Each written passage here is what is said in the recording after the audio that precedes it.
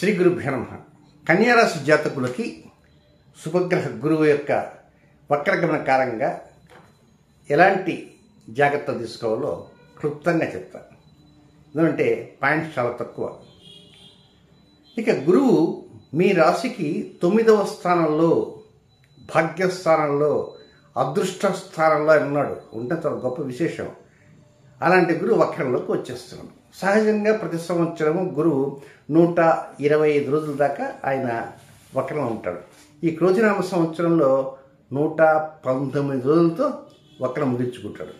ఇంతకీ ఆయన మీకు 9వ స్థానంలో, 9వ స్థానంలో, పితృస్థానంలో, భాగ్యస్థానంలో, అదృష్ట స్థానంలో, లక్కీ హౌస్, ఫార్చ్యూన్ హౌస్, అదృష్ట స్థానంలో ఆయన అక్టోబర్ నెల 9వ తేదీ మధ్యాహ్నం 2:04 ఆయన యూటర్న్ తీసుకుంటాడు. వెనక్కి నడవటం మొదలు పెడతాడు. ఆయన ప్రస్తుతం మృగశిర 2లో ఉన్నాడు. అక్కడి నుంచి మృగశిర 1లోకి అక్టోబర్ 26 వస్తాడు. అక్కడి నుంచి రోహిణి 4లోకి నవంబర్ 23 వస్తాడు. అక్కడి నుంచి రోహిణి 3లోకి డిసెంబర్ 23 వస్తాడు. అట్లా కిందకి వస్తుంటాడు, వెనక్కి వస్తుంటాడు.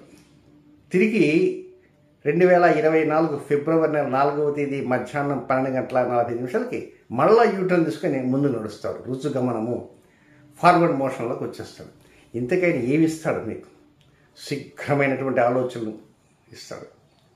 విద్యాబుద్ధులు, జ్ఞానబుద్ధులు, ఆర్థికాభివృద్ధులు, అదృష్టము, ఆశావాదంతో కూడిన శక్తి సామర్థ్యము, ఆధ్యాత్మికత, బహుముఖ ప్రజ్ఞా పాఠవాలు, ఇట్లా చెప్పుకుంటే కొండవీటి చాంతాలంత ఉన్నాయి ఆయన ఇచ్చేవి.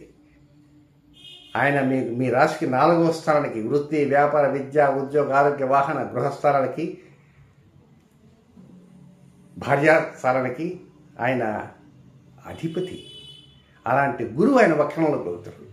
కనుక అలాంటి గురువు వక్రంలోకి వస్తున్న కారణంగా ఒక చిన్న మైనస్ పాయింట్స్ అంటూ ఉన్నాయి. అదేమిటంటే,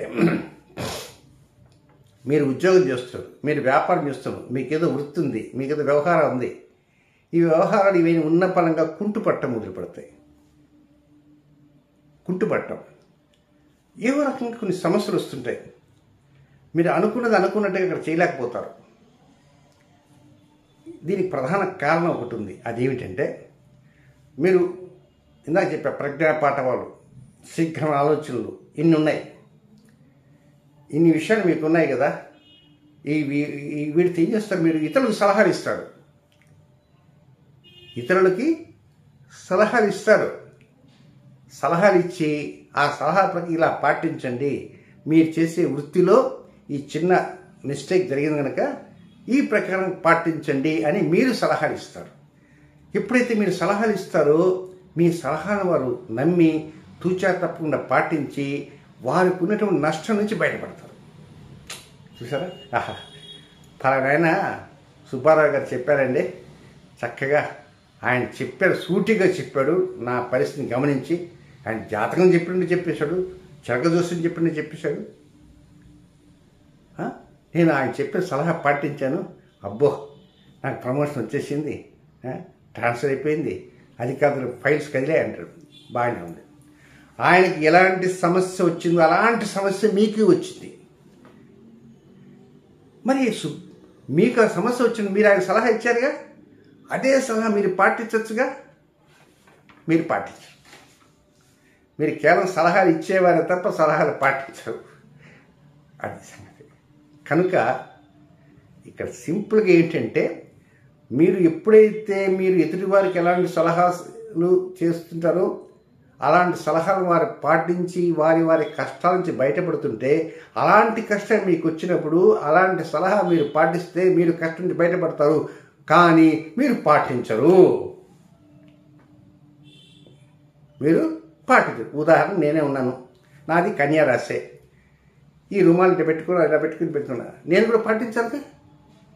నేను పాటించకపోతే నాకు ఫలితం రాదు.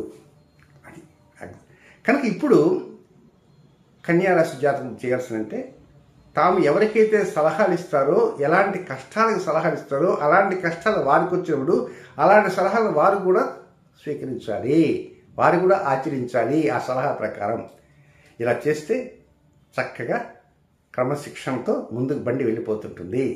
అయితే పాటించాలంటే మనకు బుద్ధి రావాలి, లోపల బుద్ధి ఒప్పుకోవాలి. బుద్ధి జ్ఞానం అనేది ఒకటి ఉంటుంది. దానికి అధిపతి ఎవరు? బుద్ధుడు. ఆ బుద్ధిని రాశికి అధిపతి కనుక ఆ బుద్ధి బలం గమనం ఉండదు. ఇది వేరే వాళ్ళకి సలహా ఇవ్వడానికి కానీ మనకు కాదు అని చెబుతుంటుంది. అక్కడే పప్పులో కాస్తారు. కనుక మీరు అక్టోబర్ 9వ తేదీ దగ్గర నుంచి నెక్స్ట్ ఇయర్ ఫిబ్రవరి 4వ తేదీ వరకు మధ్యలో ఉండేటువంటి గురువారాల్లో కేవలం వైట్ కర్చీఫ్, తెల్లటి రుమాలు, హ్యాండ్ కర్చీఫ్ దగ్గర పెట్టుకోండి చాలు.